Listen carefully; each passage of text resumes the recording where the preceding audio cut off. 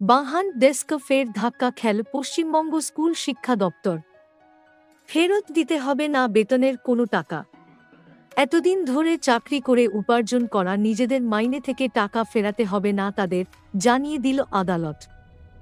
শিক্ষকদের করা মামলায় এমনটাই জানাল কলকাতা হাইকোর্ট। আর আদালতের এই রায়ে মুখে হাসি ফুটল হাজার হাজার শিক্ষকদের। সম্প্রতি শিক্ষা দপ্তর তাদের জারি করা একটি নির্দেশ ঘিরে শোরগোল পড়ে যায় রাজ্যে। চিন্তায় ঘুম প্রাথমিক শিক্ষকদের একাংশের। প্রাইমারি টিচারদের মধ্যে কাদের যোগ্যতামান এর ক্যাটেগরির এই বিষয়ে তথ্য পেতে তৎপর হয় শিক্ষা দপ্তর।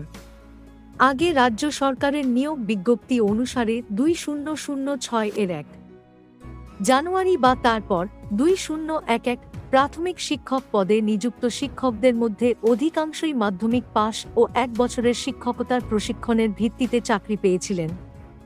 সেই সময় তাদেরই এই ক্যাটেগরির শিক্ষক হিসেবে বিবেচনা করা হয়। সেই হিসেবেই তারা মাইনে পেয়ে এসেছেন।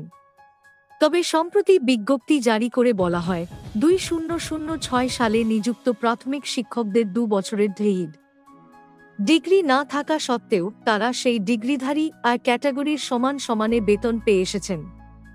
অর্থাৎ নিজেদের প্রাপ্যর তুলনায় বেশি মাইনে পেয়েছেন তারা। যে সকল শিক্ষকেরা এর আওতায় আসবেন তাদের অতিরিক্ত বেতন ফেরত দিতে হবে বলেও নির্দেশ দেওয়া হয়, যার ফলস্বরূপ প্রত্যেক প্রাথমিক শিক্ষককে কম করে হলেও প্রায় 3.5 লক্ষ টাকা ফেরত দিতে হবে বলে জানা যায়। যা শুনে রীতিমতো মাথায় বাজ পড়েছে সেই সকল শিক্ষকদের। রাজ্যের এই নির্দেশকে চ্যালেঞ্জ করেই কলকাতা হাইকোর্টের দ্বারস্থ হয় প্রাথমিক শিক্ষকদের সংগঠন দ্য টিচার্স সোসাইটি।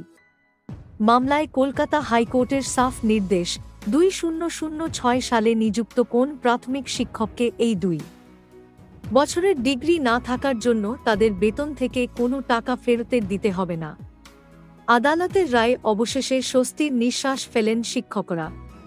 তবে জানা যাচ্ছে এই সমস্যার স্থায়ী সমাধান করতে 2006 সালে নিযোগের পুরো প্যানেলকেই এক ক্যাটাগরি ঘোষণা করার দাবি জানাতে চলেছে শিক্ষক সংগঠন।